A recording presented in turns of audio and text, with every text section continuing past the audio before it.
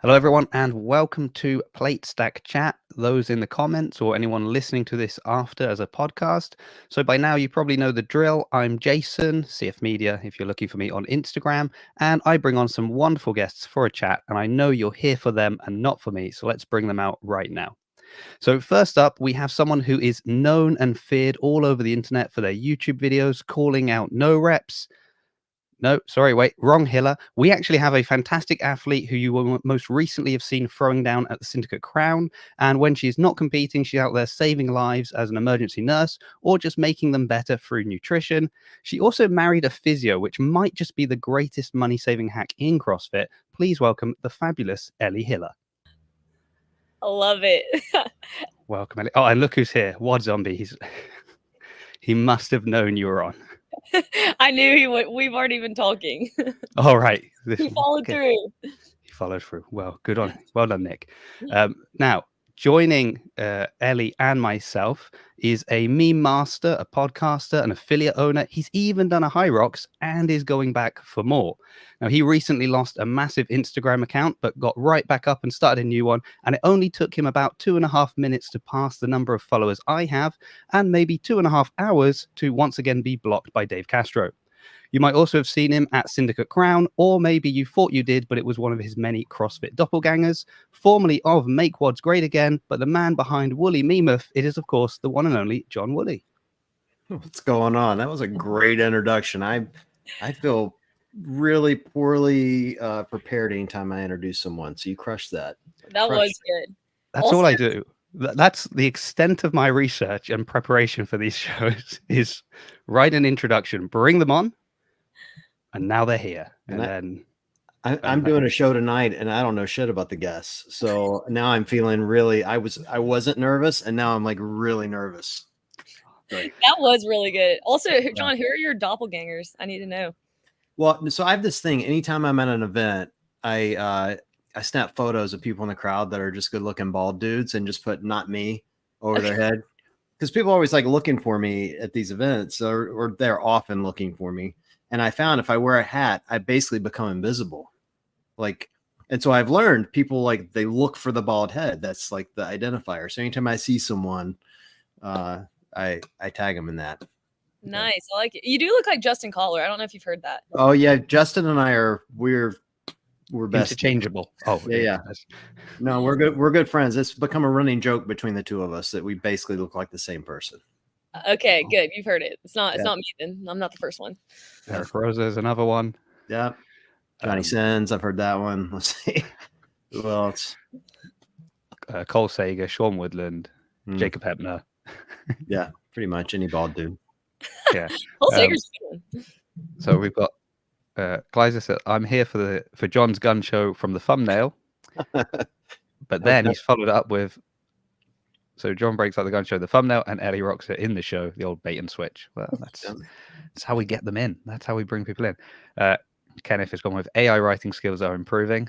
So this is, so this stems from Glinton Things, where Pedro proposed the idea that all of these intros are written by like ChatGTP, which I didn't think it would be able to do. But then I've heard some of the songs that you guys have come up with, that you've come up with, John. So AI probably could write these intros, to be honest. First of all, those AI songs slap. They are so good. They do.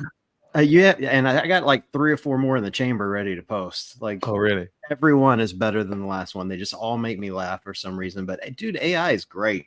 I write most of my promo, or have AI write most of my promo stuff. It's huge time saver, and definitely on these songs, since I don't want to write my own stuff to make fun of Castro. It's just faster, Yeah.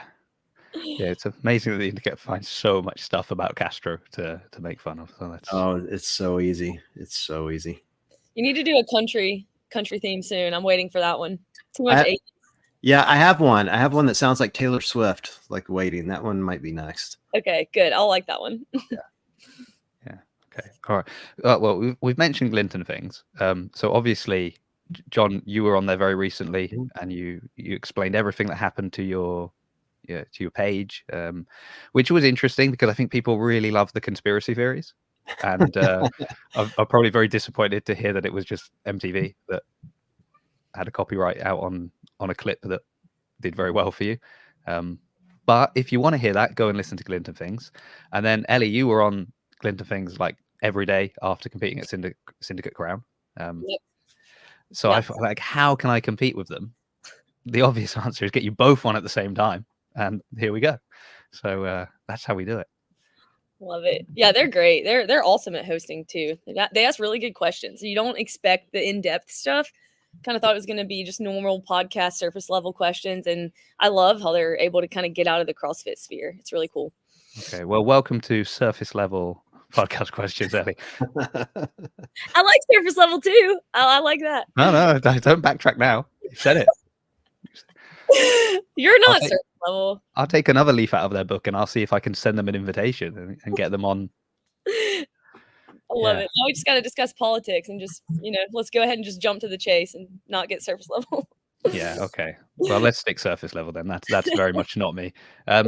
But I guess I thought instead of going back over all the stuff of the past, because that you can go to Glint and Things, watch that. They're very good interviews there. I'm more interested to know kind of what's happening now. What's the future plans for you guys? You obviously both had very busy semi-finals in different ways, but very busy. But John, I heard you've got a lot of projects in the work, and you've even just mentioned that you're interviewing someone later today. I will be in bed, but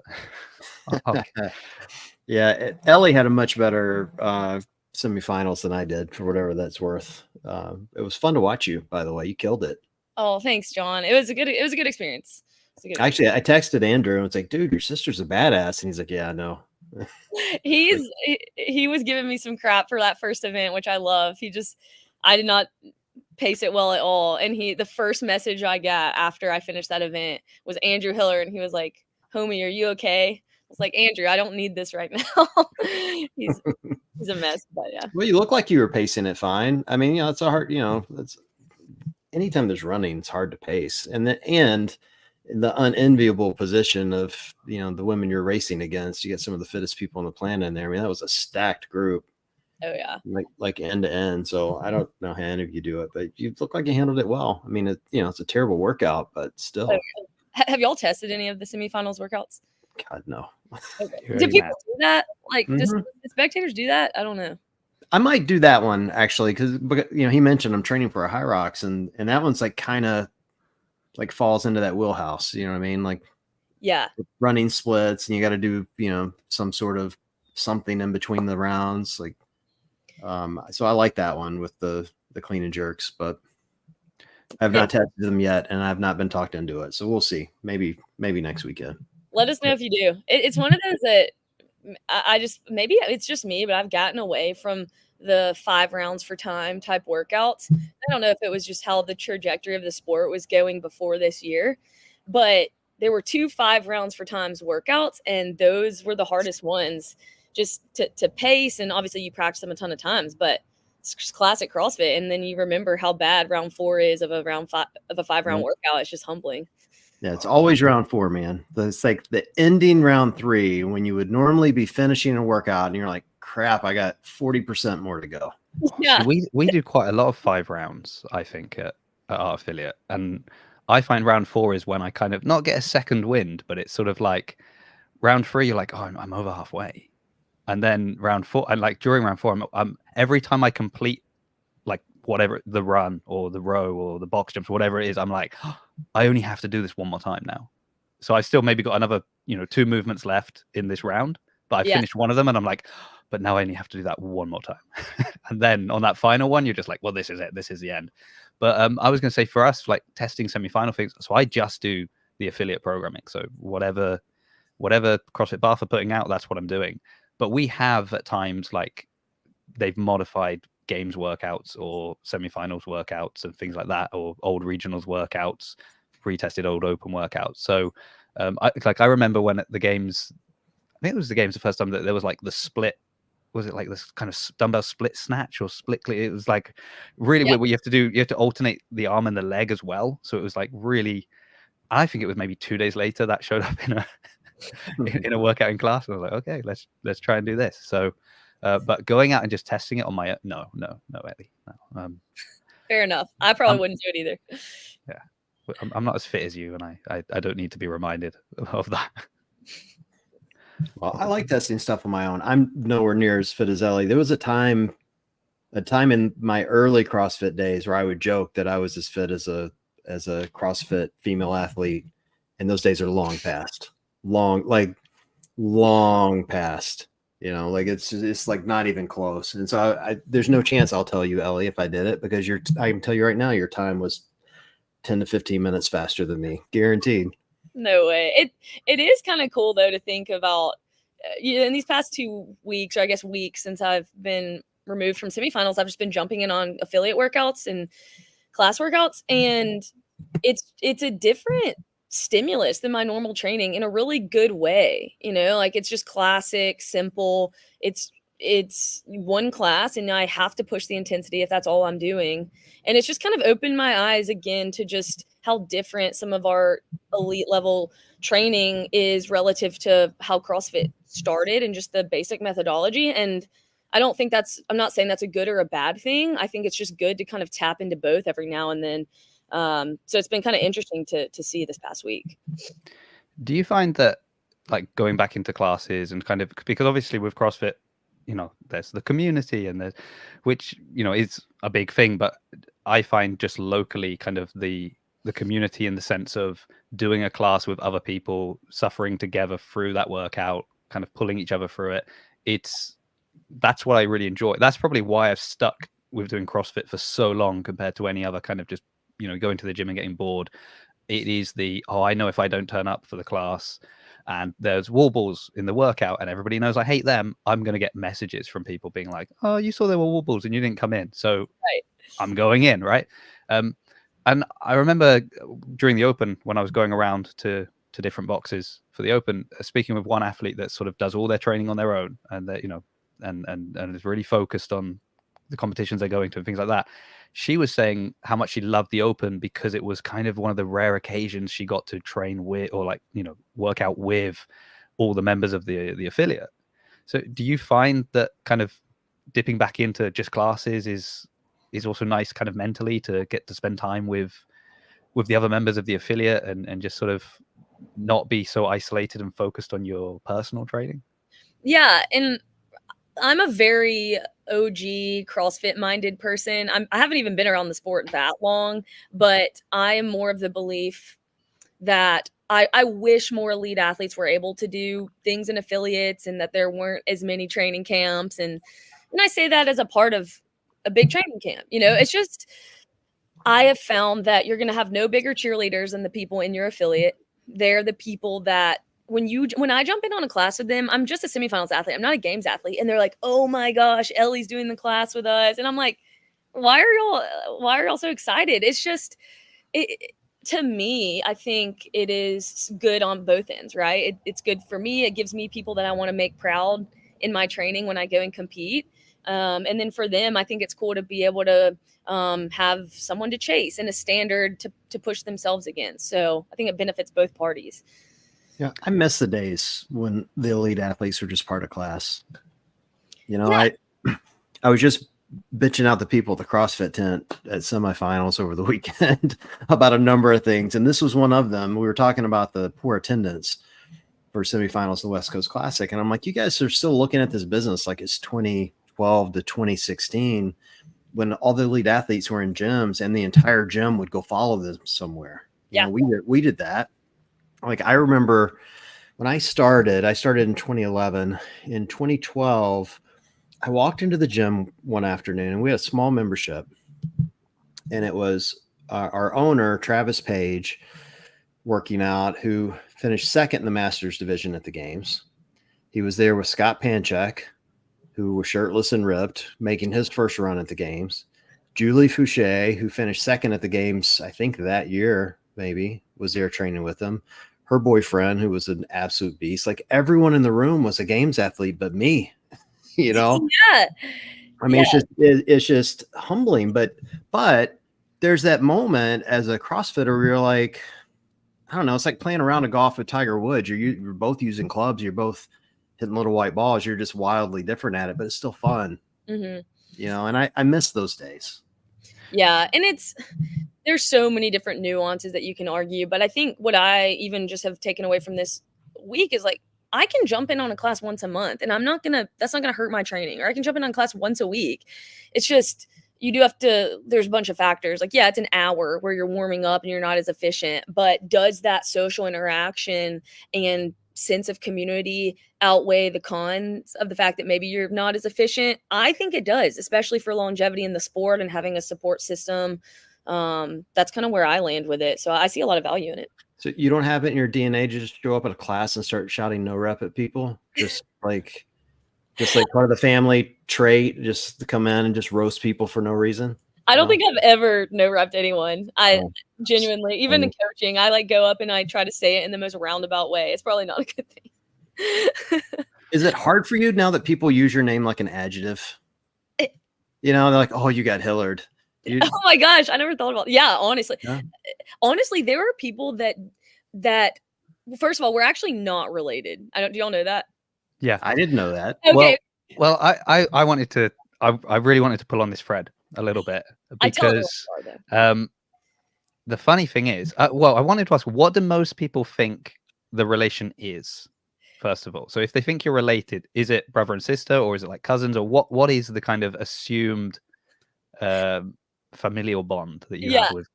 So it was either him, I forgot how it started. He either called me cousin or I started calling him cousin. And so I was on a podcast or something and someone asked me my uncle's name, like Hiller's dad, and I didn't know because I'm not related to him. And so that was just awkward and funny, but I just told Hiller to start telling people we're cousins, and then it somehow evolved to brother. I commented on his post, said brother or something, then people thought that we're brother and sister. But there are people that genuinely don't like me the first time they meet me, and they think we're actually related because I post about Hiller and they think we're related. I'm like, are y'all really that petty that you're not even going to know me first? I'm like, what the hell? CrossFitters are that petty. Yeah. Yes. Because also the reason I want to tug a little bit on this thread is you're married. Yeah. So your husband's name is Hiller. Yeah. So I'm assuming your name wasn't Hiller before you got married. No, it was Torrance. Yeah. So I mean, the fact that you could be related to Andrew. Yeah, I know.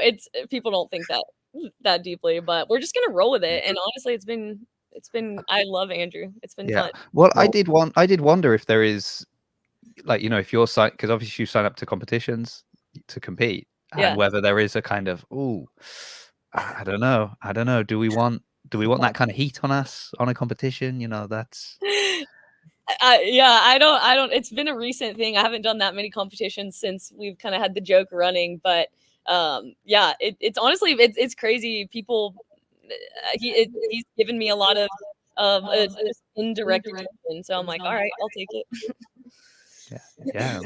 All press is good press. Now I'm worried he's going to do a 40-minute video on why I didn't know you guys weren't related. This is great. Probably come. Yeah, he's probably working on that now. Probably. Yeah. Well, I mean, it'll be good for me. I can hear my voice coming back from somewhere. Yeah.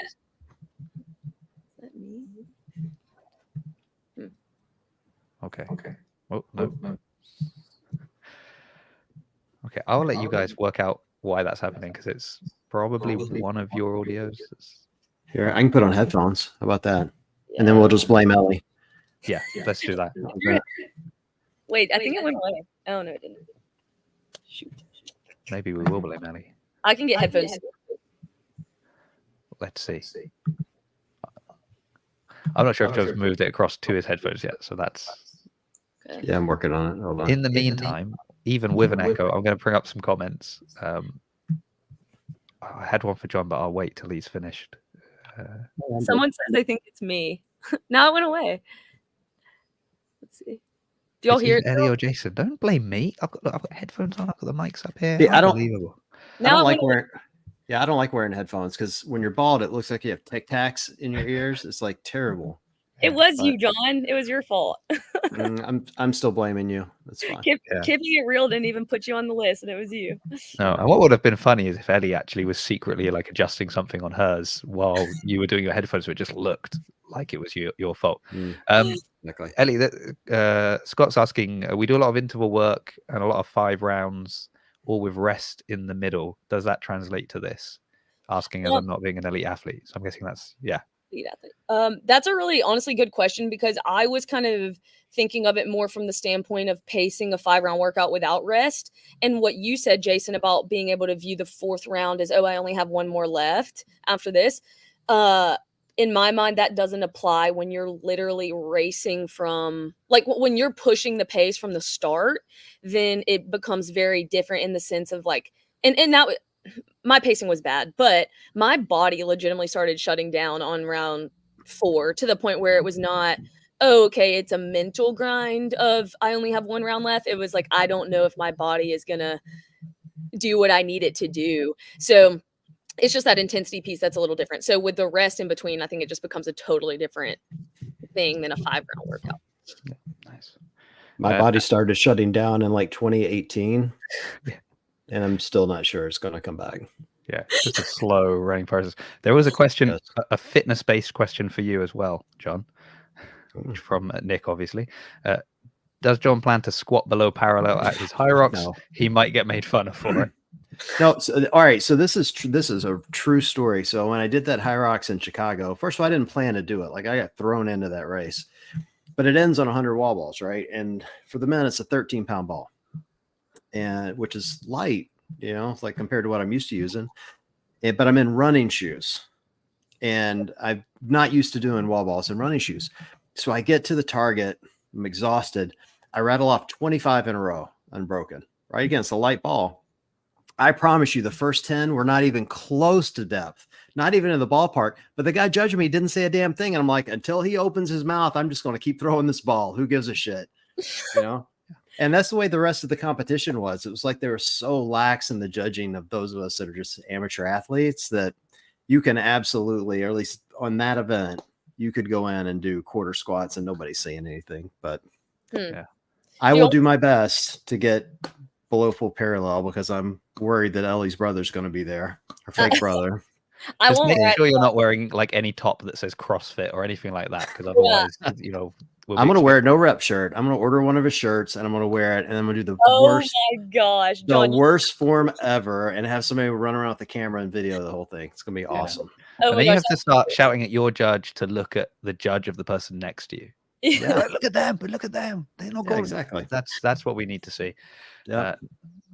Yeah. Well, I mean, well done doing it. Like High Rocks here, like in the UK, is massive. Like I think it's really hard for people to even get tickets these days because there's so many like High Rocks affiliated gyms as well, and I think a lot of the tickets go on pre-sale to them, so they kind of sell maybe 90% before it even goes to kind of the general public, and then if you can get a ticket, well done. But it's okay. It's another thing I'll pass on for now. Yeah, it's fun. It's fun. How long did it take you, John? We don't talk about that, Ellie. He was about 8 whiskeys deep. How long should it have taken and how long it actually took are two wildly different things. You got to keep in mind, I was hungover as shit. Like I was dying. I didn't realize. It was terrible. And I mean, I'm not kidding you. I was 30 minutes in, not sweating, and had the chills. I'm like, this is not going to go well for me. Oh, sorry. I thought you were done. Well, like at some point, like during the 80 meters of burpees, like I literally stopped, put my arm on the railing, just started talking to my judge. And at some point she looked at me, she's like, what are you doing? I'm like, I'm stalling. All right, just bear with me for a minute. And just sat there and chatted with her for a few minutes. It should take me, if I get properly trained, like maybe an hour 15 to an hour 20 is my guess. I'm a decent runner, or I have been in the past. So it's a running workout. Like if you're a good runner, you should be able to run pretty decent splits. The movements are accessible. Yeah. Not super hard. The sled's a little heavy, but otherwise it's not bad. Yeah. I'm curious because it's just a time domain. I don't know much about it. Like obviously I'm doing a race in a few months, but it's a time domain. We don't train in CrossFit. So I'm curious how, when you as someone who's training for it, how your body will respond, just because it's almost double the long workouts we consider in CrossFit, or it's over double. Well, so here's the sneaky part of it. It's like, so, you've got, it's basically 8,000 meter runs with the movement in between. Yeah. And the first two movements are, if I remember right, rowing and ski erg. And I think that was the order. So really so for the first 4,000, the first 2,000 meters of running and the first two movements, it's all cardio. Yeah.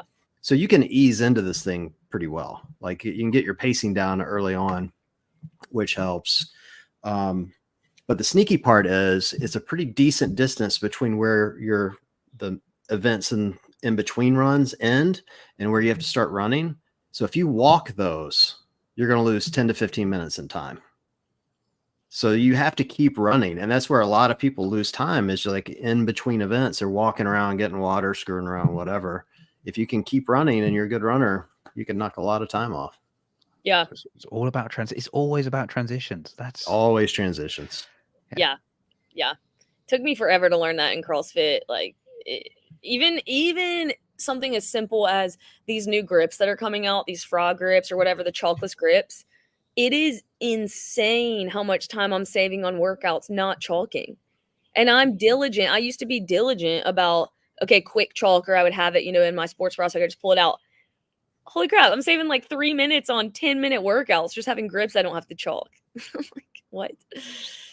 Yeah, that's I mean, I feel like somebody did you say something about the grips? I'm trying to think. Somebody at Syndicate, there was some comment, someone was talking about the fact that they hadn't used certain grips and then they'd swapped them. And was that you? Yeah, it was me. It was yeah you. Yeah, the powder coated rigs at competitions actually do better, in my opinion, with the grips that you chalk. I just think they stick a little bit better. But a lot of us are now training with these chalkless grips in our gym, and I was used to just sticking up there for forever, grip not being a factor anymore. And then, on that toe to bar workout, I had to switch grips back to the chalk grips just because they stick a little bit better. And I was like, oh crap, this is actually a lot of grip in this workout when you're not just stuck up there like glue. So it was interesting. Have you had? So I've not tried the frog grips one. I've been using some other grips that are very similar in that they're like, you feel like you're cheating when you're using them. Yeah. And they're really good for like toes to bar. Brilliant. You can knock out big sets of toes to bar. Yeah. I have found though, with we did a workout the other day and it was like 12 pull-ups and then you went on a run, and I did the first set, and when I dropped from the pull-up bar after finishing the last pull-up, like the grip was just stuck to the bar. And it just just dropped, and it just all pulled on my wrist where it was strapped onto my wrist. And I then threw the grips away for the rest of the workout because I was so annoyed with that. And then I'd also, let's talk about, your brother, Andrew Hiller. He did a video recently talking about like things people should know within CrossFit or something like that. I can't remember now the title, and I wish I could. Sorry, Andrew. But he was talking about the fact that we use grips so much that we're not gripping the bar properly. And the importance of how, like, when you bring the thumb around and you grip it, how that activates the the muscle all the way through. And that's also now in my head. So I'm constantly like, oh, maybe I'm not gripping the bar properly. And so I haven't used grips since that workout. But I will. I'm kind of shopping around now for some new grips because these ones upset me. Yeah, well, he made a video. I thought you were alluding to another video, but he made one where it was like a conspiracy theory about why Tia hurt her wrist. And he said it was essentially the grip lock on the frog grips, which if you've experienced that, if you've jumped off the bar with those and you haven't really made sure that you're not stuck up there, I can totally see how that's a wrist injury just waiting to happen. So he might be right on that, but I don't know. This guy, sometimes he gets stuff right, huh? Interesting. Yeah, sometimes. Despite what people say. Yep. What zombie is going to war against High Rocks? So what? I'm intrigued to know what this is going to look like. Oh, Reddit thread. Oh, uh-oh.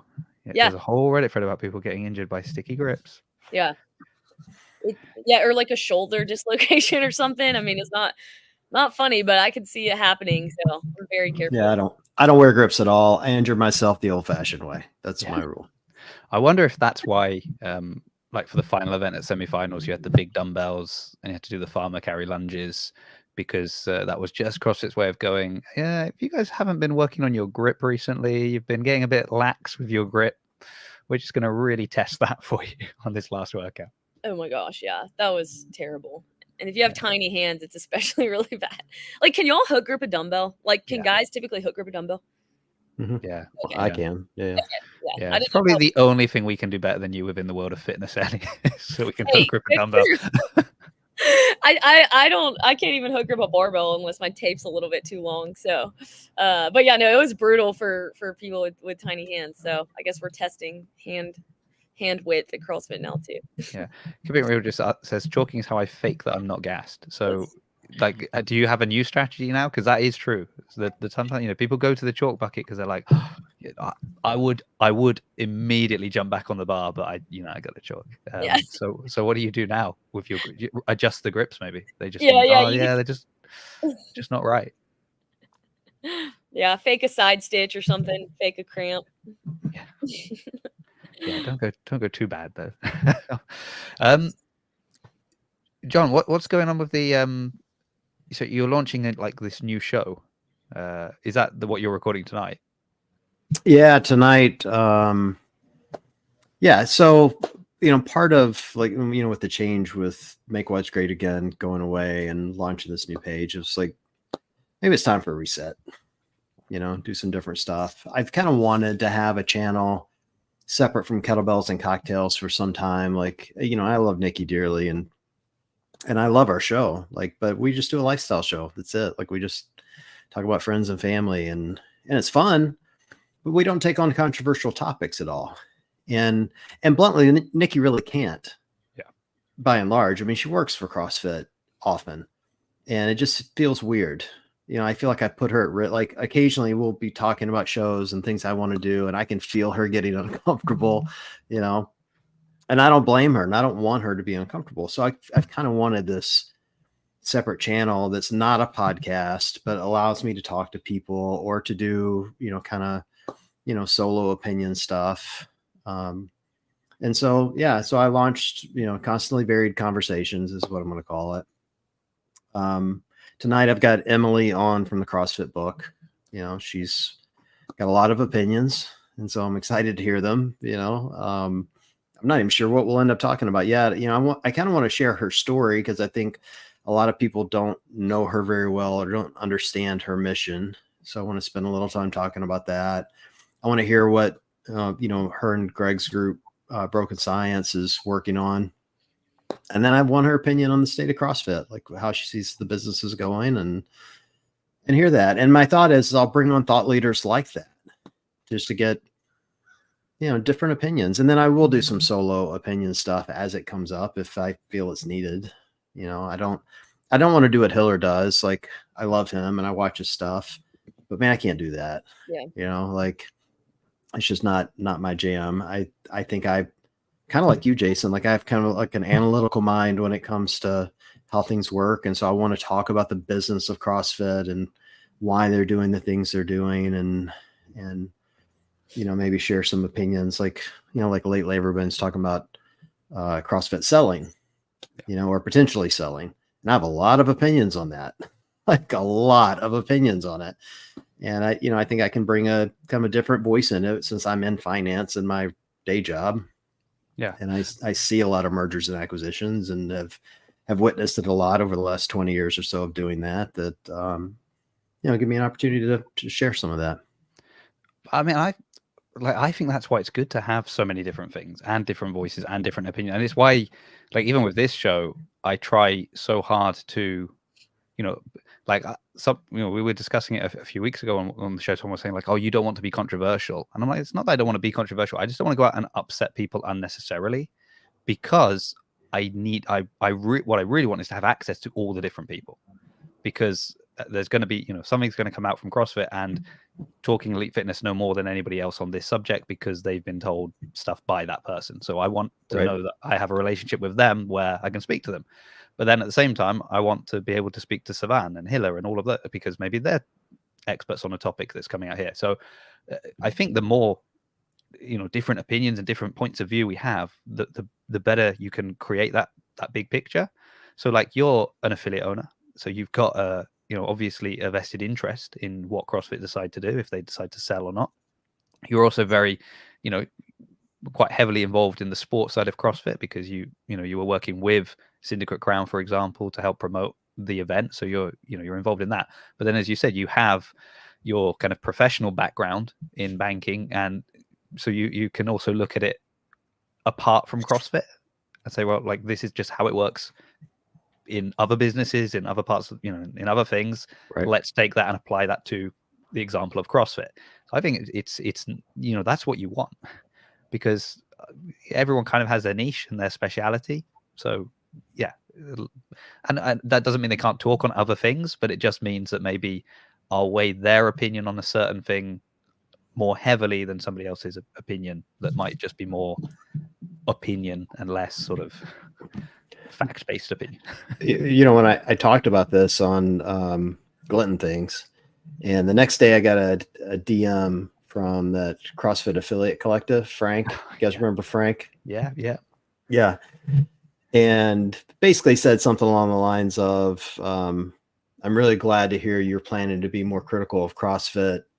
And then he criticized me and basically said that I've always just been a shill for them, basically. And so I messaged Andrew. I'm like, bro, I'm gonna have to roast this guy like you did. What the hell? Like, my first episode is gonna be flaming this guy, and I don't want to do that, because I believe it's okay to be critical. It's not offensive to say, hey, I'm gonna take a more nuanced view of what CrossFit is doing and give them praise where they're doing well and say, hey, this is screwed up. And then let them decide whether they want to listen to me or not, or take it, which they're not going to listen to me, by the way, but they can still decide. Yeah. I think that's okay to do that. I think that's how you get people to start talking about the issues. And, I'll say right up front, I'm wrong about most things. So I know, whatever my opinions are, people are going to go, okay, Wooley, you're full of shit. And that's okay for them to do that. As long as the conversation is started and people start picking it apart, then maybe we'll get something done.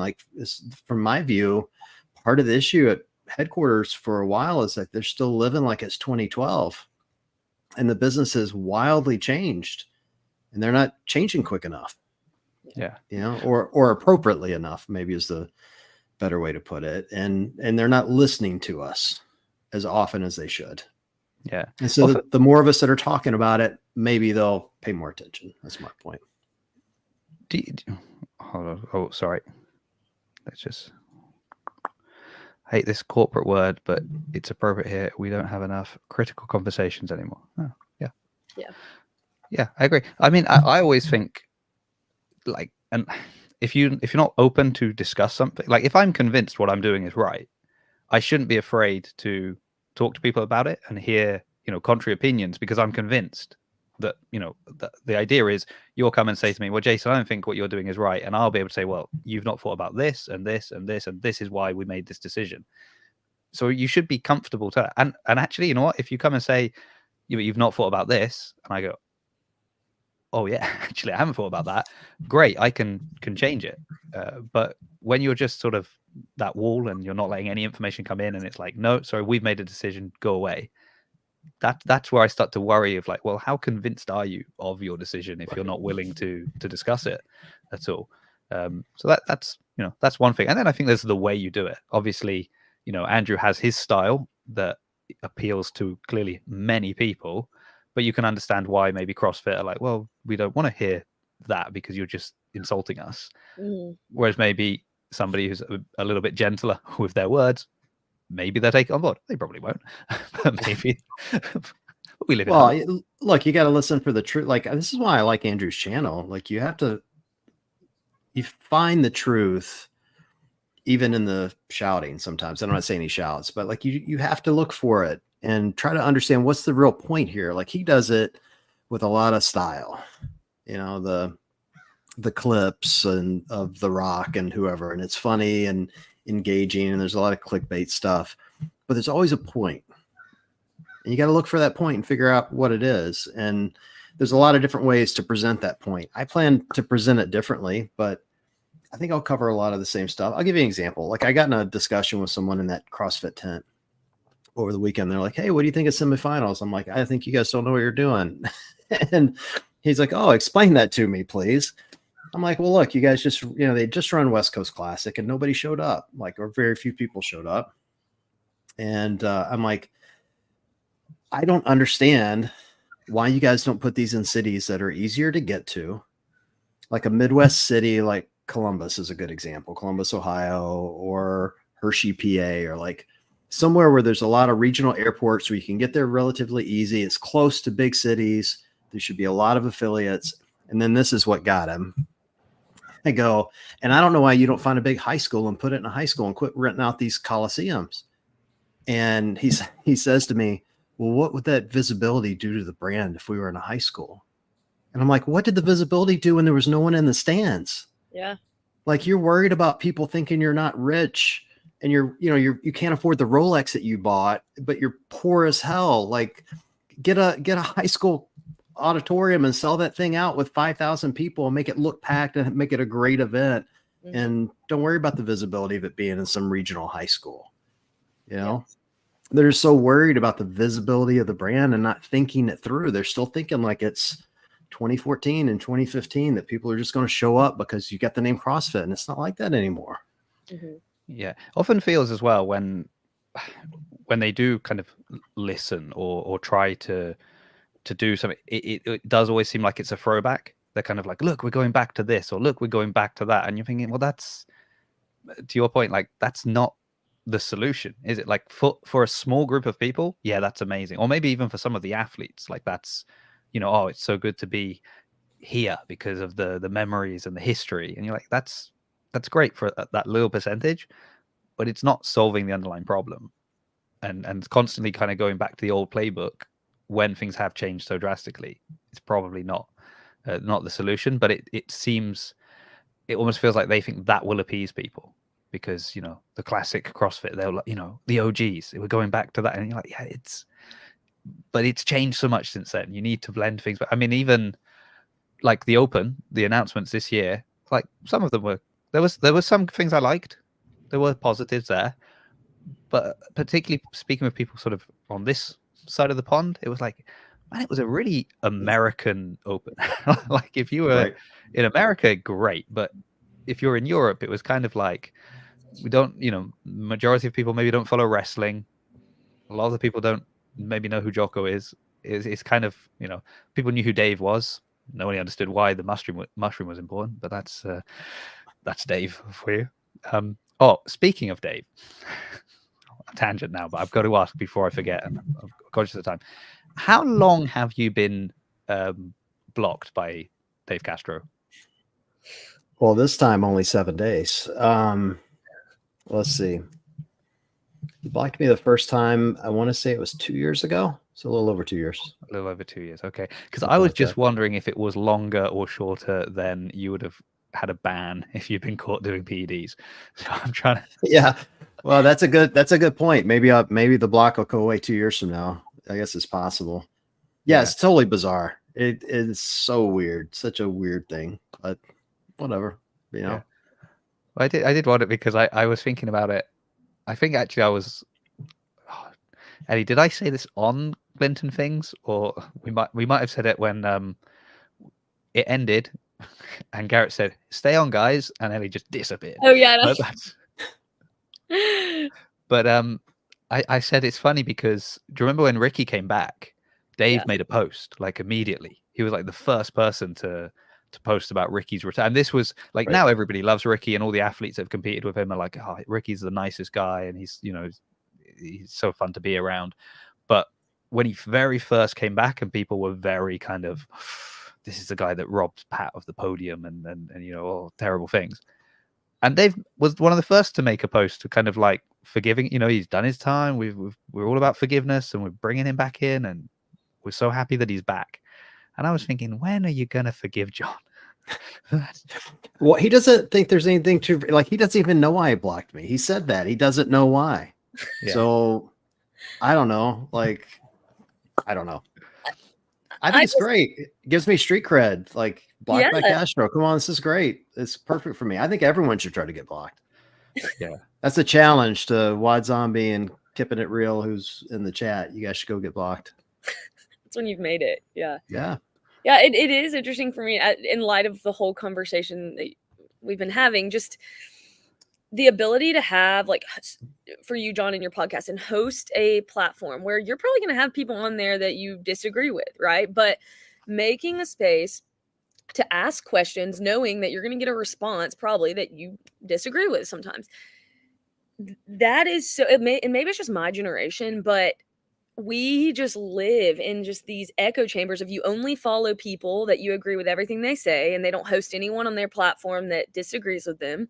You can block whoever you want, whoever you disagree with, and you just simply follow the media outlets of all the things that align with what you believe. And while I am glad that that can be the case and a luxury when I just don't want to follow someone, it is so dangerous because we're just not exposed to any ideas that challenge what we believe. And then nothing improves when you're not challenged, whether you're an athlete and you can't take correction from your coach, or you're a business and you just can't listen to people that genuinely want to help you thrive. If you're CrossFit, that would be the affiliates and the athletes and all the people. Like, it's just so interesting to me, like, where we're going to be in a few years, just with the way that we're just able to ban anyone who we disagree with. Yeah, it's an interesting phenomenon for CrossFit too, as it stands right now. Like when Greg owned the business, I think it would be more acceptable. Because when you're a sole owner, like, it's kind of being Dana White at the UFC, and just tell people to go screw themselves. And what do you care? You own the business. You know, you do what you want to do. And that was one thing we loved about Greg, by the way. I said this on the air to him on my show once. The only time he was on. I said to him, you know, we love it when you pick fights with people. You should tweet more often. Swear to God, I said it just like that. And I really regret that now in hindsight. But we did. We loved. We finally found the source. Yeah, maybe. But, you know, he would pick fights with people on Twitter, and it was funny. And, you know, he'd call them names, and, like, we loved his passion. And he had a singular message about what he was always trying to do. And so, to your point, Ellie, I think you can get away with not listening to outside voices when you have a singular message. You're owned by one guy and you're on that mission. Yeah. CrossFit's mission right now is to sell. Like, it is. And they need to listen to outside influences. They need to, because there's, you know, it's going to take this village of us to help this thing be profitable enough for Berkshire to get their return, and for this business to sell to somebody we all actually like. Mm-hmm. Otherwise, we're going to look up 5 years from now and this thing's going to be gone.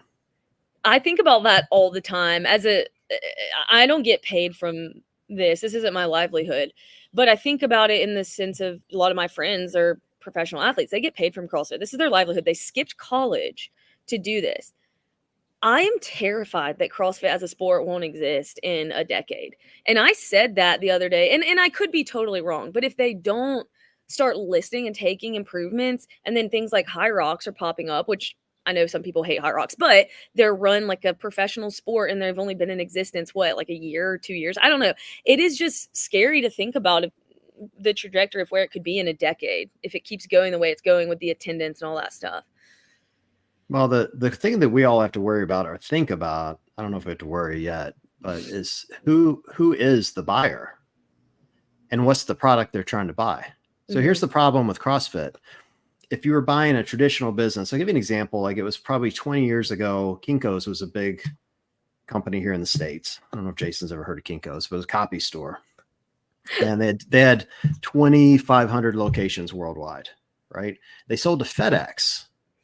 And the reason FedEx bought them wasn't because they wanted to get in the copy business. They bought it because they wanted the locations, because they wanted to be able to ship out of those locations. It was a great business model for them. Well, something like that doesn't apply for us, even though we have 13,000 affiliates. We don't, you know, they're all independently owned. CrossFit doesn't own the buildings. Yeah. So you can't, so no one's going to come in and buy us for the locations. They can't come in and buy us for the equipment, because, again, it's all independently owned. So the only thing worth buying is the data. And by data, I mean the membership. So think of it like this. The banker in me is about to get really nerdy, so just bear with me for a second. So we probably have, you know, you got 13,000 affiliates. You could call it 100 to 150 members per gym. That puts you at close to 3 million CrossFitters. That's not taking into account the millions of CrossFitters that have come and gone over the years. That's just like the 3 million active CrossFitters, right? So if they could capture that data, every person or every data point is a selling opportunity. Every single one of those data points spends $2,000 a year on their membership. And then all you have to figure out is how much more are they willing to spend that you can sell to them. with me, right? So that number's probably, and I'm guessing, but you could call it $4,000 to $5,000 a year total, including the membership. Well, 3 million times 5,000 is what? $15 billion. Shoot. Think of that. That's selling potential. Now, no one's going to capture all of that. But my point is, it takes someone like Nike or someone who is able to sell to those people to want to do it, to make it part of their brand. And I'm not saying Nike's going to buy us, but it has to be somebody that can see that, and they either want the data to give to someone else or they want to direct sell to those people. And that's what we're steering down. And that's where I get worried that, you know, a Nike comes in and they fundamentally change our brand. Yeah. You know? Yeah. That's my guess. I could be completely wrong, by the way, and totally full of shit. I just know the numbers work, but I could be completely wrong. Yeah. I mean, well, but I mean, there you go. You back that up with an example where it's sort of somebody coming in to buy something, not for what it is, but for what it can give them, you know, because they're looking at it. And that's, and I guess that's again where, and this is why I was saying earlier about like the different points of view, is that if you're looking at it from the point of view of someone within CrossFit, and you're like, well, look what CrossFit's, it's a methodology and it can do this, it can transform people's lives, and you've got the games as well, and you know, the community and all of this, and you're thinking like, well, what, you know, what, how does that appeal to a buyer? What are they coming in to buy? You're not thinking like a buyer who's coming in and being like, well, no, this is actually, you know, the thing that they've got that I want, you've not even considered. So yeah, who knows? Maybe that will happen. Maybe. Don't worry. Here's what I think it keep will you up be. at night. Well, here's what I think it will be. Here's my best guess. I don't believe it'll be a Nike or a Reebok or a shoe company or even a soda company or one of those. I think it'll be somebody that actually wants the data, like a Mind Body. You know, like there are plenty of apps or companies out there that do like scheduling for gyms. It'll be somebody like that, because they can do both. They can capture all the data in the gyms. They can direct sell it to the gyms and earn revenue at a discount. So make it profitable for the gyms to do so, or to help them, you know, save expenses. And then they capture all that client data that they then can, you know, farm out. And again, it's worth billions for them. And if that happens, that's the best case scenario for us, because they won't want to fundamentally change our gyms. They'll want to grow memberships. Yeah. That's the best case scenario. I mean, I need to do some digging into this company, but I probably shouldn't say this here now, but hey. Oh, now you absolutely should. Yeah. Whatever you're going to say, just say it. Well, there's a company that's been sponsoring the games and sponsoring semifinals, and Yep. So they're that are you know, that parent company owns an app that is scheduling stuff for not just private gyms, but also for semi-final events and games events. Oh yeah, it's pretty obvious. Also have an apparel company. Wait, I don't know. Who is this? You probably own some of their clothes. Oh, wait, they're a current sponsor, or they're not? Well, all the semi-final gear you just got was from what's it called? Yeah. Northern Spirit? Yeah. Yeah. I know something about them. Well, I'm pretty sure they're also owned by Hustle Up, is it? The app that was like the official timekeeper of semifinals, and that he kept telling us to subscribe to them or something. I'm like, what is Hustle Up? I don't know what that is. Well, there you go. So, because I remember going on Talking Elite Fitness on Death By, and there was questions about the sponsorship of the semifinals, and it wasn't even semifinals. I think they initially announced that they were sponsoring the Masters competition and Pit Teen Throwdown, right? So, and then I think also the games after that. But initially it was like, what's this company? We've never heard of them. Right. They're sponsoring, you know, the age groups. That's really weird. And so it was there was some, like, Lauren had some question about sponsorship and this and that, and I kind of really veered in another direction of like, my bigger question is, who is this company? Like, we've not heard anything about them, but if you look at what they're saying, it's things like, you know, if you want to do any, you know, if the different brands that are there are going to be putting on, I don't know, different kind of activations and events and things, you can book that through the app. If you're a volunteer, a judge on the, you know, something like that, scheduling and things like that will be done through the app. So you're kind of forcing all of these people to sign up for your app, and that is where well, the selling potential is ridiculous when you start to think of it in terms like that. If they actually have access to all of our members, like think of all the things they could sell through that, and it's in the billions, not in the hundreds of thousands. So it's highly lucrative. They just but first they got to get this business profitable and make it worth their while to actually buy it. So I was saying, I love how all of this, every wheel turning in Jason's head. Yeah, this is, it's interesting. This is interesting. You've got to do this. I'm looking forward to your show now. Yeah. Well, the big question though is, can they get it profitable? Yeah. That's the question. Like Don said on my show that it was like, typically to sell, it's like a 4 to 5 year time frame, but they're already 3 to 4 years in. So I think they're closer to like a 7-year time frame when it's all said and done to be able to prove they actually have the money to pull this off. But again, I could be wrong. I haven't looked at their books. I just have a sense of what they brought in through affiliate fees last year and training fees into the Open and quarterfinals and all of that. Yeah. And it is interesting because it is also kind of one of those things where until it happens, you really don't know. Because as you say, if it's a company that's like, we like what CrossFit gives us access to, and we want it to keep, we want to own it, but we want it to keep giving us access to that. So we don't want to change it too much. And in fact, what we want to do is make it bigger and better so that it gives us more of what we, if it is like we want access to all these, everyone that signs up for the Open, that's great. That's what we need. Then their goal is surely get more people signing up for the Open, because that's giving them more people's data, right? So that could be a positive. As you say, if it's a company that's like, we want everyone to buy our protein powder, and therefore now all affiliates have to only sell this protein powder, like that's a negative, so depending on who takes it and kind of what they want to do with it, who knows.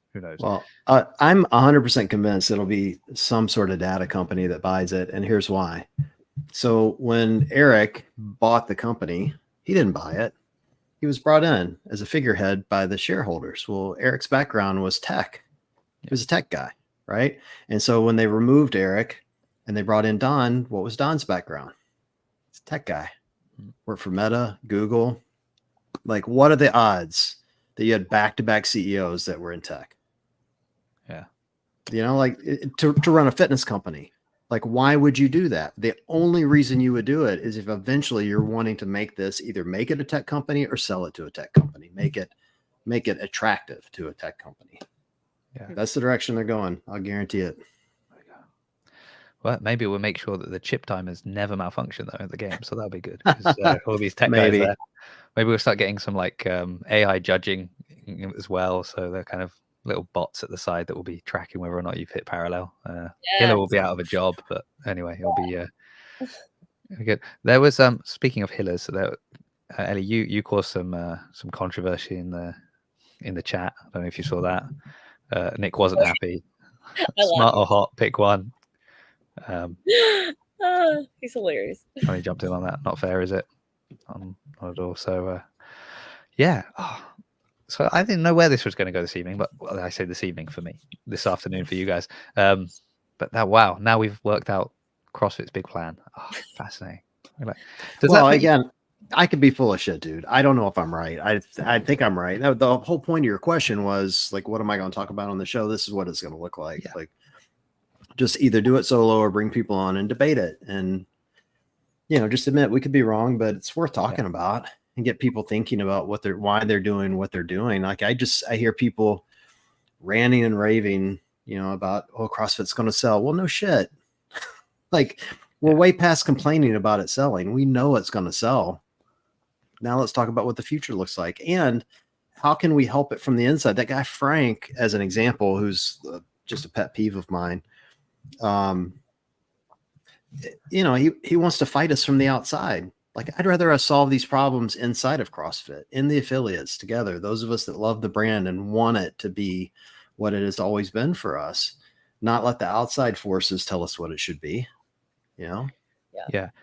It's also kind of like, I mean, as you said, it's inevitable that it will be sold.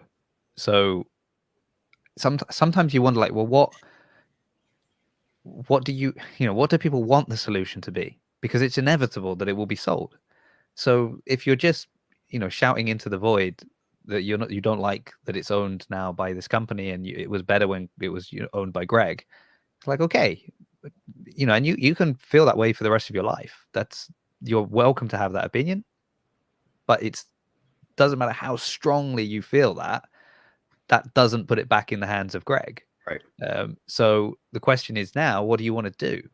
So if you still want to be in CrossFit and you love CrossFit, how can you help, make this inevitable sale something you're going to be happy about versus, just like kicking and screaming and resisting it, and then it goes probably to someone that doesn't actually care about growing CrossFit, but they want it for something else. Well, technically, we're going to I think it would help shape the sale. Yeah. So think about it. When Berkshire bought us, they had no idea what they were buying. No clue. Because for years, first of all, we all adored, Greg and CrossFit, and there were very few dissenting voices within CrossFit, right? Very few people bitching and moaning. And even when we were bitching and moaning, it was like, okay, Fran sucks, like that sort of thing. So when they bought it, they had no idea how rowdy this community is. So if we're all talking now, all of us, about the things we're concerned about and things we're looking for and what we want it to look like, the potential buyers are going to see this information. Now, will it change their mind or not? I don't know, but it might keep the wrong people from buying. And that's the point, is like you want them to, at a minimum, take into account our voices prior to writing the check. And they can still come in and tell us all get bent, and that's going to be their right. But I personally believe if they know what they're getting into, they're going to be more likely to listen to us. But it's not a bad thing to have your foot in High Rocks, is it? Just in case it all goes. Well, I didn't do it for that reason. I didn't sign up for High Rocks for that. I did it for retribution for myself. I can't stand to lose at something. That's why I've done CrossFit. Yeah, I can't stand it. Like this is why I've done CrossFit for a decade. I believe I've gotten good at almost anything I've applied myself at.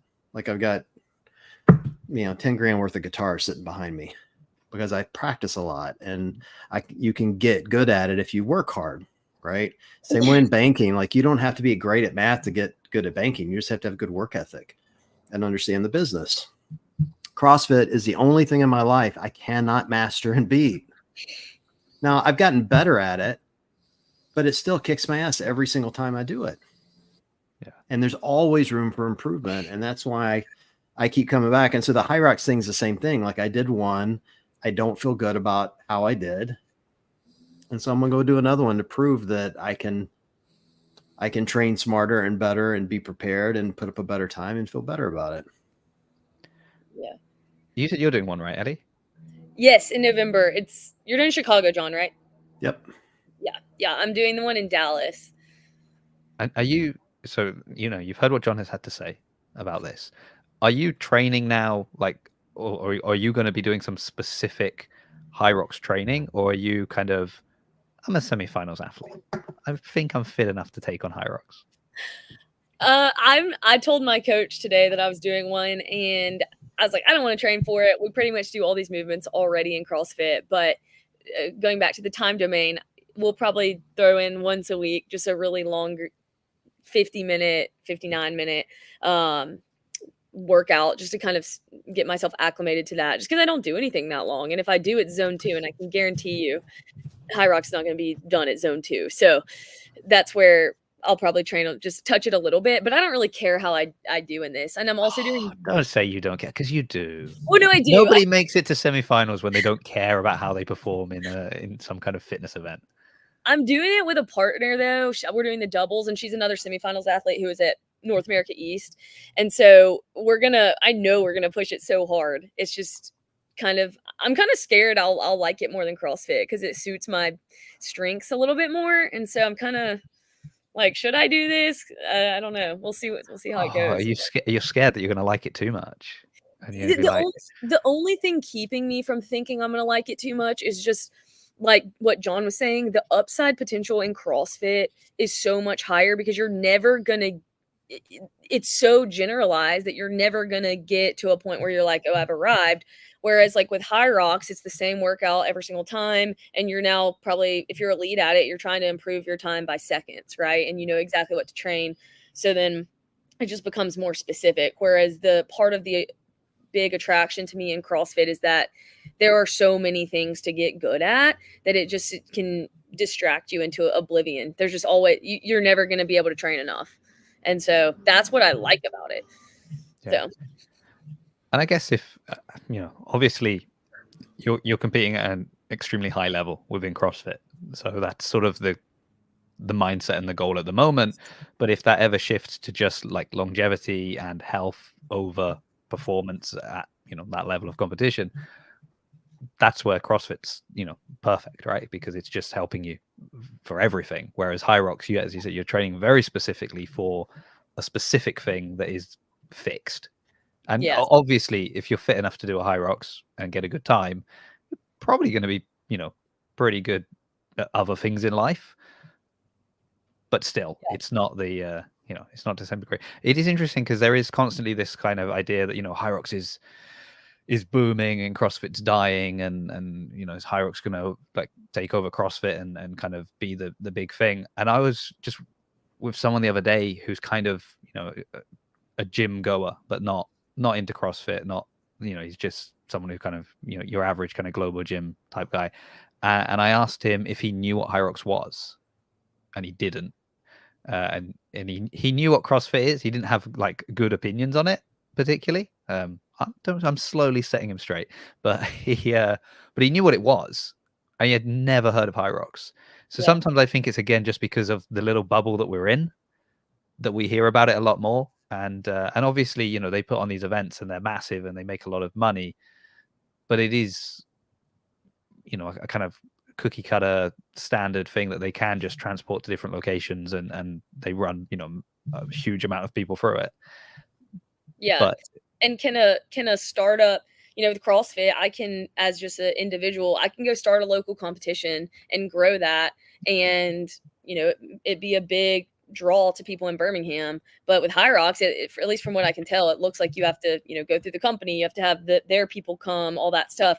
Whereas part of what gets so much attention towards CrossFit is just local competitions. Oh, hey, right down the road at this state park, there's a competition going on, and then people see that, and anyone can do it. So. And do you turn up at that small competition just at the state park just to let them know kind of who's throwing down? So. I'm actually, one thing I want to do this year, reflecting on the past season and some goals, is I really want to do more local competitions. I just think, frankly, you can win money. Like, honestly, I could pay off a lot of things if I just went and won some local comps. I'm not saying I'll win every one of them, but for so long I've been focused on don't compete because it takes away from your strength blocks or whatever I'm working on. But I'm going to sign up for more of those and meet new people and try to maybe make some money. I don't know. I'm like, what have I been missing these past few years? Yeah, I love that you put meet new people out first. You're like, oh, meet new people and make some money. But meet new people. It's all about the community and my bank balance. But yeah, go for it. That's what they're doing. That's like, we look at ones like Luka Djukic, people like that kind of were criticized because he's not qualifying for the games because he's out doing these other competitions in other parts of Europe. It's like, yeah, but he's making money doing that, and that's what is allowing him to live the lifestyle of an athlete and train and potentially make the games. So yeah, there we go. Yeah, Clydesdale brings up a good point. Like, local comps pay more than semifinals do. For us, for the people that aren't podiuming right now, at least, gosh, and who don't have like a ton of sponsors, you can go win a lot of money at local comps. Yeah, I don't think Ellie, are you in Alabama? Yeah, I am. Are you? I was born and raised in Mississippi, so I probably hate your sports team, whichever one you root for. I'm an Auburn fan. Surprisingly. Yeah, I do. Yeah, screw them. They're third on my list. Really? Well, they're not good anymore, so we have nothing going for us except swimming. They're third on your list. Yeah. There's a list, and when you root for SEC football, Jason, there's always a list of the teams you hate, in which order in which you hate them. Like my daughters, I'm in Cleveland, Ohio, but I grew up in Mississippi. My daughters have always lived here, and they can tell you the exact order of every SEC team in the order in which I hate them because I raised them right. Let me see. You're a Mississippi State or an Ole Miss fan? Ole Miss. Ole Miss. You hate Alabama, number one. No, Mississippi State is the top of the list always. Yeah. Okay, fair enough. Fair enough. LSU is number 2. Auburn's number 3. So you're third on the list. Alabama's not even top 3. No, they're 4th. Like you know, they got all those national titles. You can't hate them for that. And I kind of like Saban. Like I liked his attitude. You know? Hey, I can get behind that. I like him too. I hate Alabama, but I like Saban. So yeah, that's interesting. Jason has no idea what we're talking about. Well, I'm intrigued by I guess it's like he gave his guess and then he seems shocked, and then he's also thrown out that's a dumb list respectfully. So he's not getting blocked because he said it respectfully, No. John. So Yeah. don't Castro him. I would never come from the South, John. That's funny. Yeah, well, I did. You know, I've been up here for 30 years now. So the Southern accent went away. It comes back very quickly when I go visit. Yeah. Like, almost immediately. And I'm in banking, and no one wants a banker that says, y'all want some mutual funds? Like, no one wants that. You know, like we have a Southern accent. Mutual fund sounds like everybody's having a good time. You know what I mean? It's like, it just doesn't work. So I got rid of the Southern accent. Oh, that's funny. I know. I love this South. I can't see myself living anywhere else, but we have our stereotypes for sure. I lived in Birmingham for a while. No way. Yeah, Hoover actually specifically, but 5 minutes. really short. Well, I was working for a restaurant company, and I've lived there for a really short period of time. It was fun though. I liked it. Yeah, it's growing a lot, and it's a big CrossFit community actually. So we have a ton of competitions, ton of elite athletes. So like it's good for me. Well, the ton of competitions is good for you, as we've discussed. That might be a way to make some money. A ton of elite athletes makes getting that money at the competitions a little bit harder. So maybe you need to send them away. And that is unless, you want to make a run for the games in like 2027 or 8, and you're planning to kind of move to Asia or South America or somewhere like that, where you think you're going to have a better shot. So that's also the other option. When you said, I was going to live in the South, you might have meant South America. So that might be the... Hey, that's the key, man. They're stacked up here in North America. Yeah, I mean that was like how was that? Kind of because we joke about it a little bit, like during the Open. You're like you're back in the day, like, oh, it's the only time that me and Matt Fraser are throwing down in the same competition is the Open.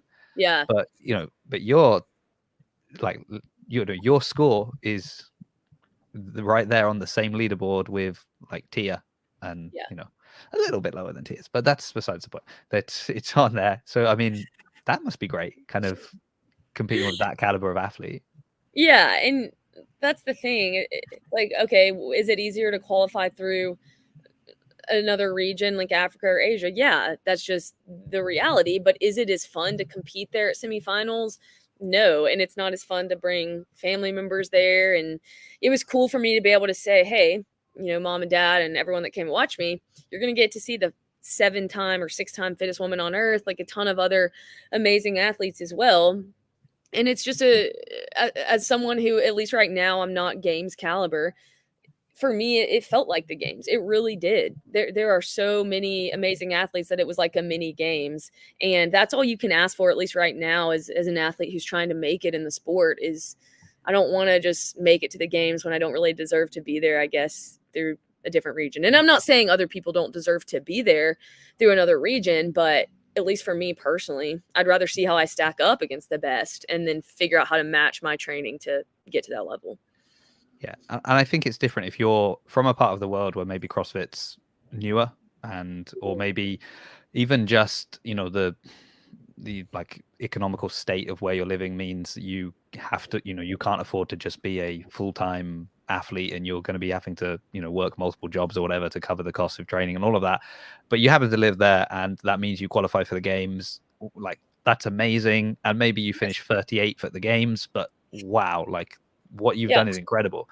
If you think, the only way I'm going to get to the games is by kind of messing about with the system and going somewhere and qualifying for a weaker region, and then you finish 38th 39th for the games, that can't feel good. Like that's like, Yeah. yes, you get to put it on your Instagram bio that you're a games athlete, but come on, it's like that can't, John hates losing. He wouldn't do that. I would absolutely move to Kuala Lumpur if I could qualify for the games. No questions asked. I think, what's fun about semis for me as a spectator watching is, to Ellie's point, you've got some, the fittest woman on earth multiple times there. You had the Haley Adams and Brooke Wells and like the really common names that you're used to seeing. But what I think special about semis is you get to see this group of athletes come in, and you can, at least I feel, you can look at them and determine, all right, this is the group that's going to be coming up next, and there's the group that never has a chance. You're in that group, Ellie, that is coming up next. I mean that seriously. Like, I watched you compete and I'm like, all right, she's got a real shot. Enough training, she'll be at the games at some point. And then there were others who I won't say names. So you're like, yep, they'll never get there. They're great athletes, but you can just tell. You know what I mean? Yeah. And I think that's fun. Like it reminds me of the regionals days, when we do that and getting to see and learn the up and coming athletes is a really special part of our sport. Yeah.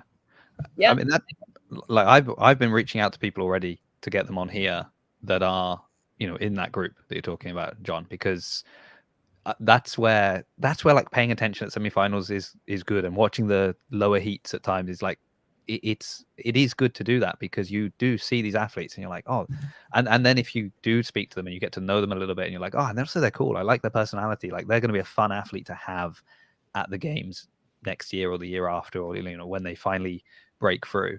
But people that are kind of just tuning in for the final heat and they're just watching Tia smoke everyone and they're like, okay, yeah, that's, I feel like you're missing out on seeing some, on finding your new favorites early. Because also, I tell you what, it's much easier to, start to get to know them and maybe, reach out to them and get a response when they've got 4,000 Instagram followers versus when they've got 40,000 or 400,000. So now's the time.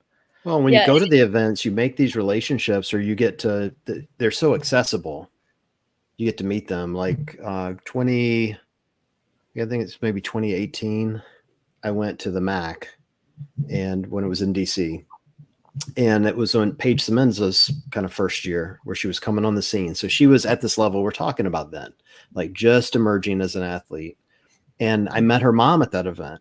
And now every time I'm at an event, I hang out with her mom and drink beers. Oh. and shout F-bombs at what's going on the floor. And but you build these relationships. And that's what's so special about our sport is like the athletes are so accessible and easy to meet, and you meet their families, and it starts to feel like a high school track meet sometimes. Yeah. You just see all the same people every time you go, and it's the best. Yeah.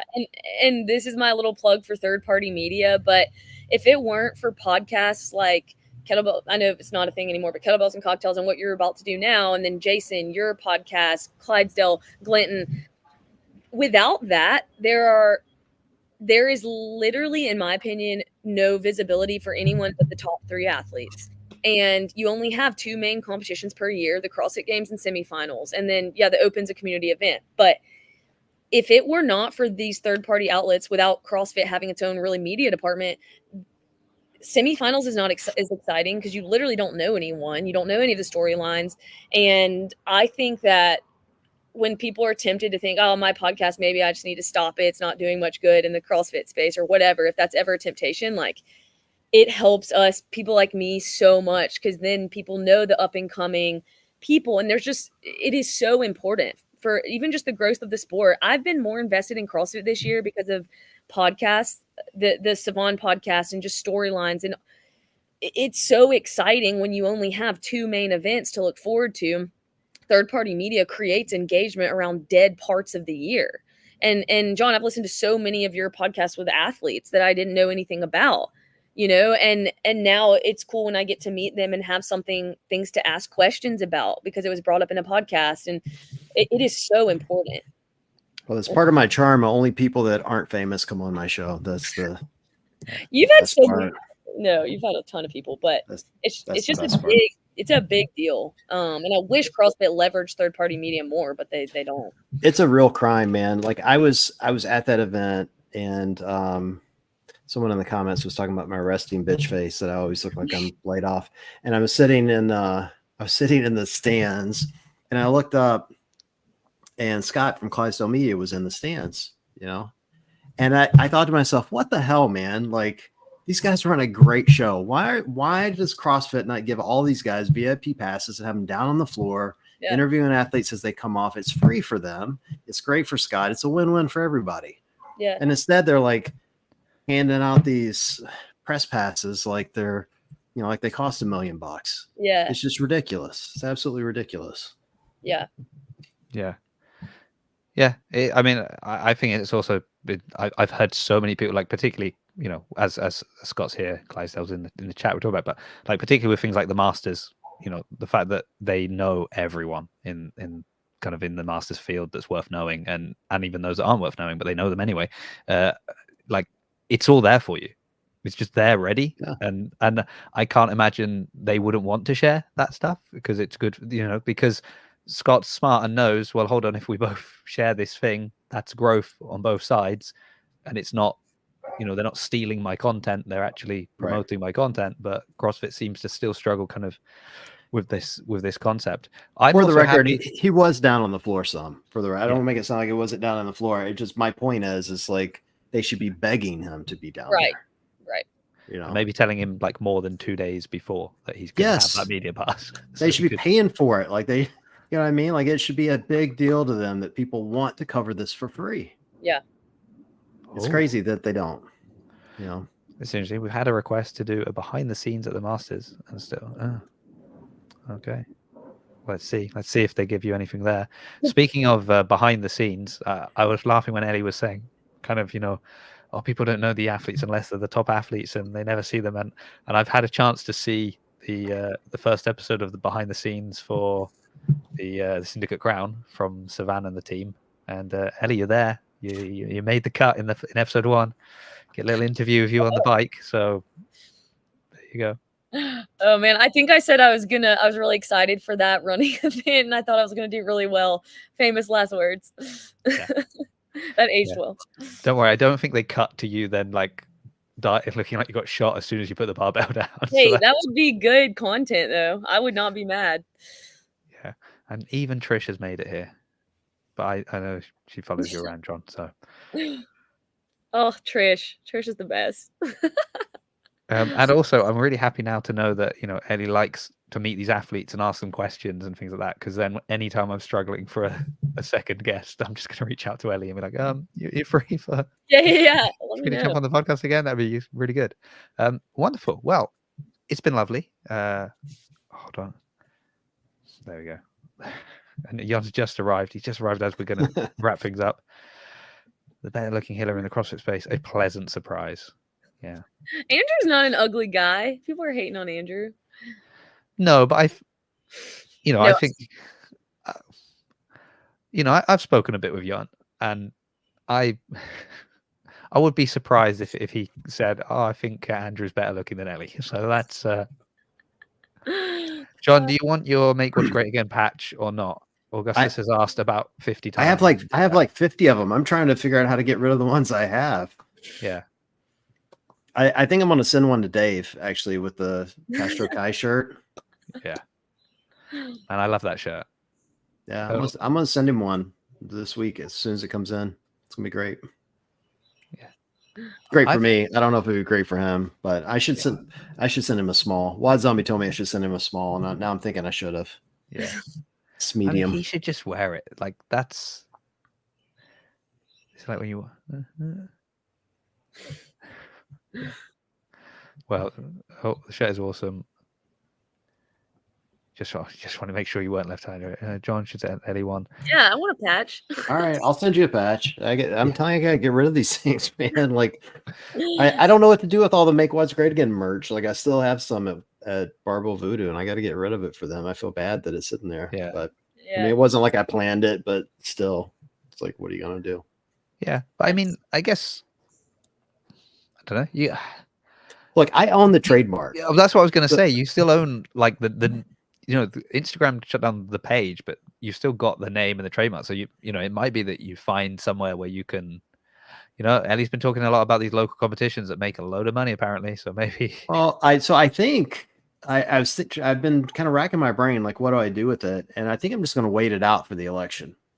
Yeah. And if Trump wins, I'm likely sitting on some sort of financial windfall where I can bring back my little orange kettlebell with the Trump hair and put it on, red shirts and just lean into the whole Trump thing and sell some shirts. Why not?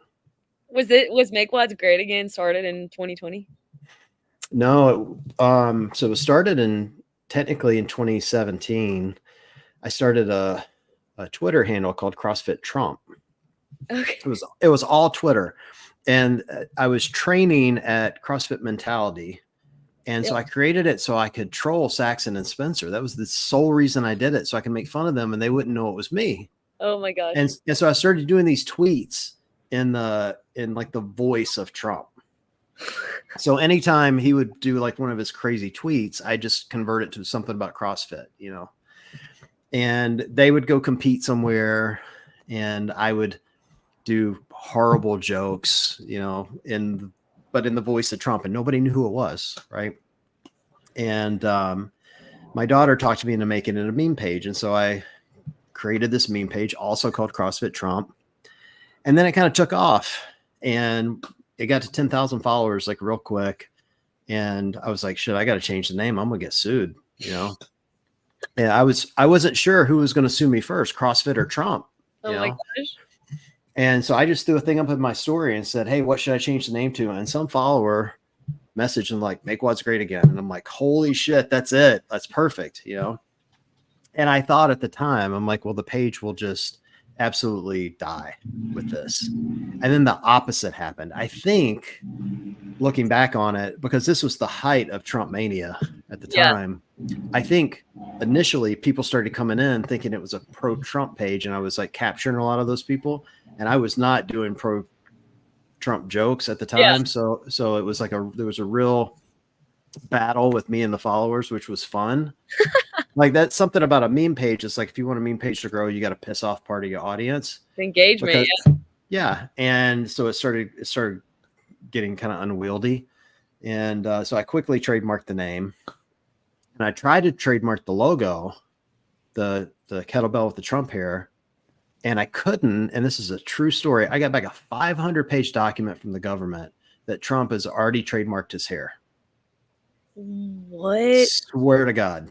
Did no one tell Boris Johnson that Trump had trademarked his hair? Yeah, well, trademarked it for the image anyway. So I couldn't trademark the logo, but I did trademark the name, which, I felt I was smart to do.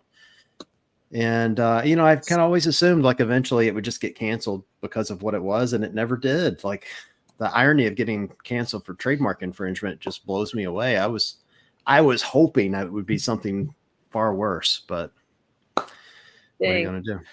So chat's been going off a little bit. So John says, can John shred some guitar to play out the show this evening? Absolutely not. I'd love that, but, we should have asked him in advance. Also, people keep telling me I need to assign some people the wrench. Yeah, I'll maybe do that before the next show, I guess, because I never really have enough people in the chat to justify needing people to kind of monitor it. But hey, if you want to be, if you want that power, then shoot me a message later and I'll go and adjust the settings on. For the record, I brought back the CrossFit Trump page. So it's active. I've seen you post up stuff on it and comment on you've commented on like your posts on it. I'm sure I've seen you sort of.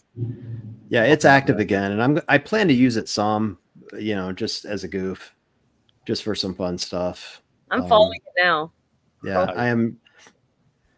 It'll be an interest, especially with the election coming. I thought, all right, we'll see what happens. I can have some fun during the election. It will not be part of Wooley Memeth in any capacity whatsoever. Yeah.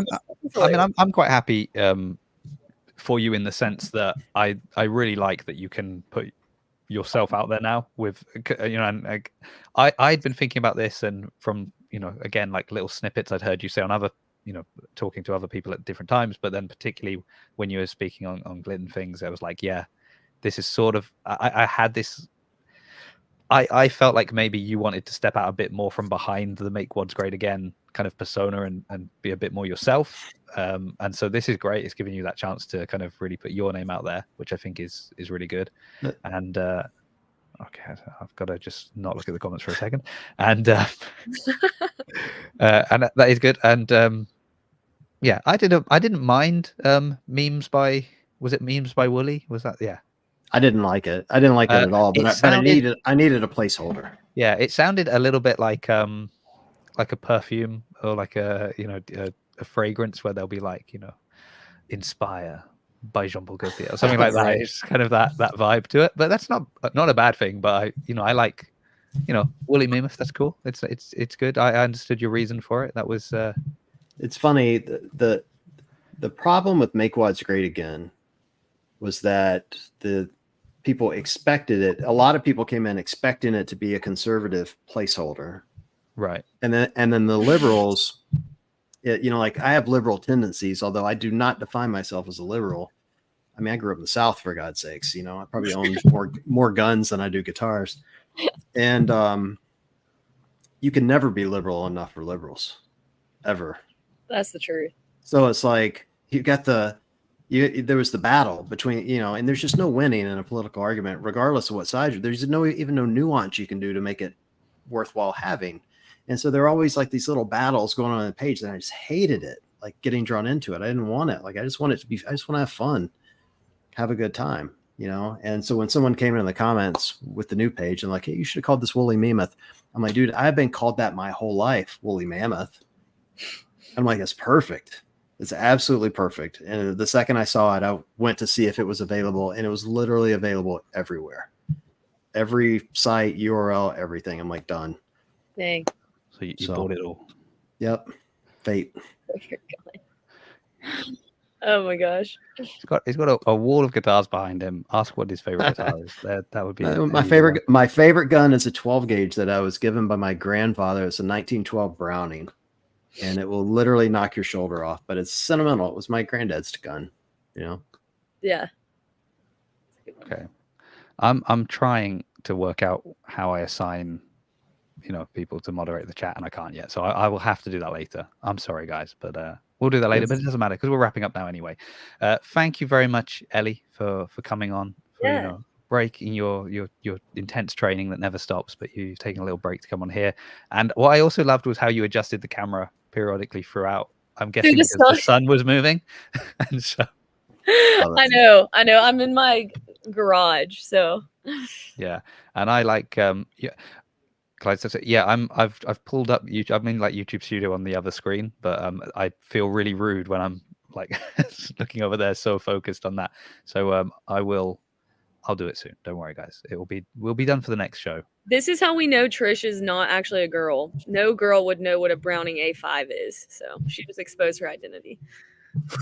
Yeah, she also knows a lot about guitars, so I agree with that. I'm convinced Trish is a middle-aged man like me, for sure. I like guns, and I don't know what a Browning A5 is. Don't get me wrong. I still sext her. I mean, I don't care, but I'm pretty sure she's a middle-aged dude. True. Sure. Oh my gosh. Okay. I shoot sister. Well, I'm in England. We don't even know what guns are. We've seen them, we see them in movies, and that's about it. We're like, oh yeah, okay. Great. Well, thank you, Ellie. Thank you, John. Appreciate you coming on. Anytime. And also, don't say anytime. You say, be careful what you say. Anytime, because I'll keep you to that. But and also for letting people know that you were here, because as the chat has proven, John, you're a draw. Yeah. You bring people in. I say that remembering that the very first comment was Nick talking about Ellie. So you're also, I guess the person we need to kick off the show is me, and probably it would be even better. But anyway, for now, people are stuck with me. So thank you, Ellie. Thank you, John. Thank you, everyone that watched the show. All those in the chat. I appreciate it, even if I don't understand all of it. Go and follow John's new page, Wooley Memeth, if you're not already, but I'm sure you all are. You could also go and follow Ellie as well. Just no creepy DMs, please. Trying to avoid that. might actually be back before this. I'm trying to book in some shows, but the only show I'm 100% sure of is next Monday. It's at a slightly earlier time because it will be 10 a.m. in the UK, 11 a.m. in France, early morning in Australia, and some ridiculous time in North America. So probably most of the chat won't be here for that, but it will be with Yellowhoste and Lucille. I want to say it's Feluza, but I'm going to have to check the pronunciation. If you don't know who, I'm sure everyone knows who Yella is, but if you don't know who Lucille is, she's the other half of Backland Talent Agency. So she's Snorri's business partner. So a good person to know, and a great person to speak to. So if you want to join me for that on Monday. But I am also in the process of trying to book in some more friendly time North American shows when people can join me there as well. So thanks again, John. Thank you, Ellie. Thank you, everyone in the chat. And I guess with that, we can say we're done. Thanks, guys.